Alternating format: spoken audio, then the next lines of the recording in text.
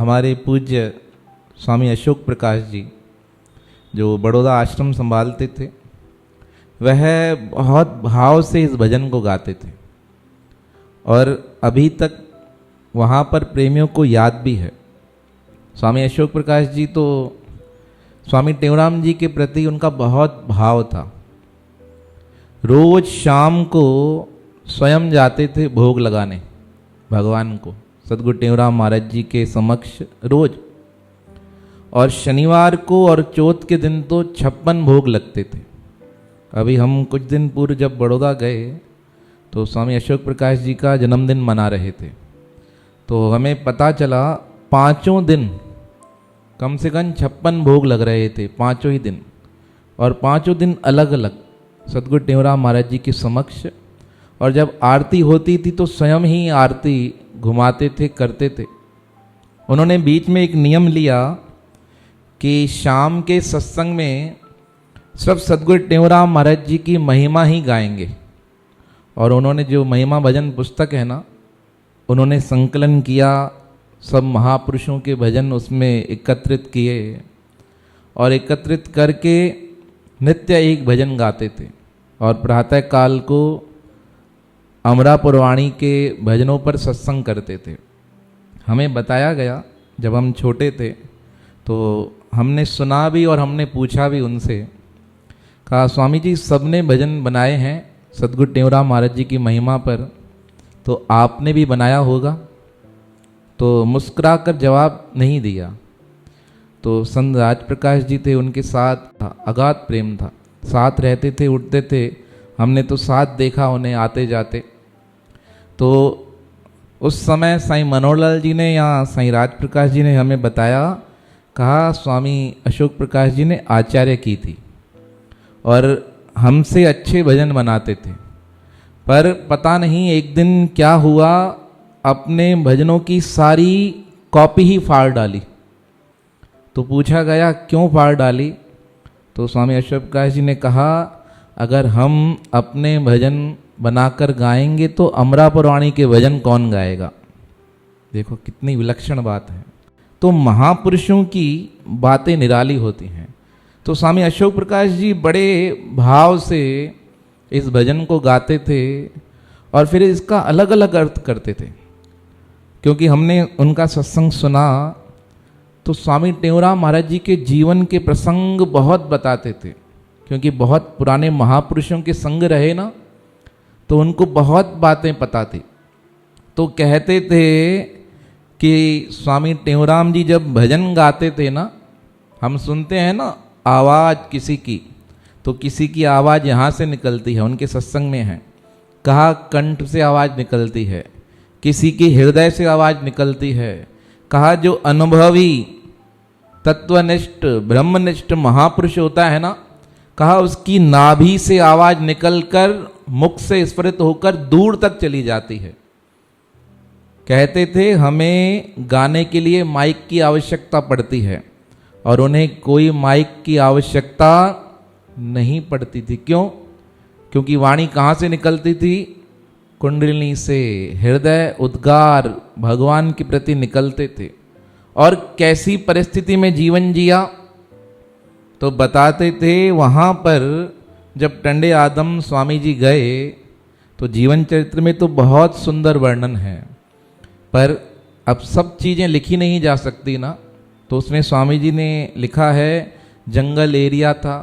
अब जंगल एरिया कहते ही क्या हो जाता है? वहाँ जंगल ही जंगल हो जाता है। जहाँ कोई नहीं जा पाए वो क्या है? जंगल है। और रात्रि के जब समय जब सब आराम करते थे तो क्या होता था? कुछ महापुरुष जागते थे, ध्यान रखते थे कि जंगली जानवर नहीं आ जाएं, सांप नहीं आ जाए, किसी को डंक ना मार ले, कोई बिच्छू ना आ जाए डंक ना मार ले।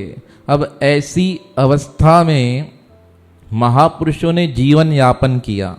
और कैसे था? गिदड़ बगड़ल भयानक हुआ, उन्होंने यूं कहड़ी कुकारूं। आप सोचिए मार्ग से जा रहे हैं, कुत्ता पीछे पड़ जाए तो क्या होता है? हाल बेहाल हो जाता है। आजकल आप देखेंगे ना, बड़े बड़े लोग जाते हैं ना मॉर्निंग वॉक पर, अपने साथ क्या लेकर जाते हैं? डंडा लेकर जाते हैं। अभी 1-2 महीने पहले की बात है, आप चाय पीते हैं ना वाघ बकरी, गुजरात की बहुत फेमस चाय है, विदेशों में भी जाती है। उसके मालिक थे पारस, पता नहीं पराग, मुझे नाम याद नहीं आ रहा। वो मॉर्निंग वॉक पर गए, 2000 करोड़ के मालिक। अब वॉकिंग कर रहे थे, करते करते कुत्ता पीछे पड़ गया। कुत्ता पीछे पड़ा तो भागने लगे तो पत्थर से ठोकर लग गई। पत्थर से ठोकर लगी तो जमीन पर गिर गए और मस्तक पर चोट आ गई और क्लॉट्स बन गए खून के माथे पर, और 6-7 दिन के अंदर उनका क्या हो गया? देहांत हो गया। देखो जीवन कैसा है। हम कितने भी बड़े ओहदे पर हों, कितना भी धन हमारे पास हो, पर जीवन की लीला किसके हाथ में है? परमात्मा के हाथ में। अब साधारण से पशु से हम भागने लगते हैं। यहाँ पर आप देखोगे ना, मुंबई और चेन्नई के चूहे वरदान प्राप्त हैं। ऐसा लगता है कि बिल्ली से भी बड़े हैं।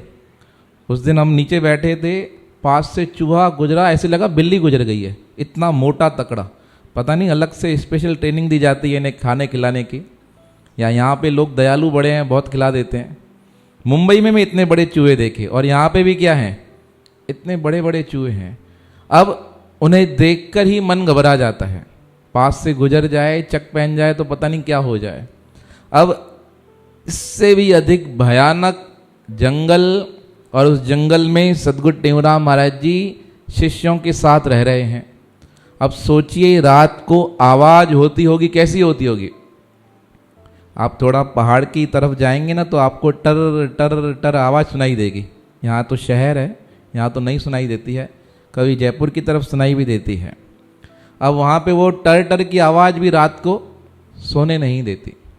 पर जहाँ इतना भयानक जंगल, पशु पक्षी, और उसके बाद कवि ने लिखा, पखिए जो पेड़ ना पेड़ में होया जन जान जा जोखा। पक्षी भी आराम से नहीं रह पाते थे भाई। रात्रि के समय तो पक्षी क्या होते हैं, आराम से रुक जाते हैं ना अपने घोंसलों में। कहा उन पक्षियों को भी डर लगा रहता था कि कोई सांप, जहरीला, उससे भयानक पशु हमारे ऊपर हमला ना कर दे। और पक्षी को उड़ने में टाइम लगेगा, ताली बजाओ, पक्षी क्या होगा, फुर से रवाना हो जाएगा। पर ऐसी जगह पर सदगुरु टेऊराम महाराज ने क्या किया, निवास किया। और बेखटके, कोई डर नहीं, कोई चिंता नहीं। किसके आश्रित होकर? भगवान के आश्रित होकर, भगवान के भरोसे। देखो जो भगवान के भरोसे है ना, उनकी संभाल फिर कौन करता है? परमात्मा स्वयं करते हैं। परमात्मा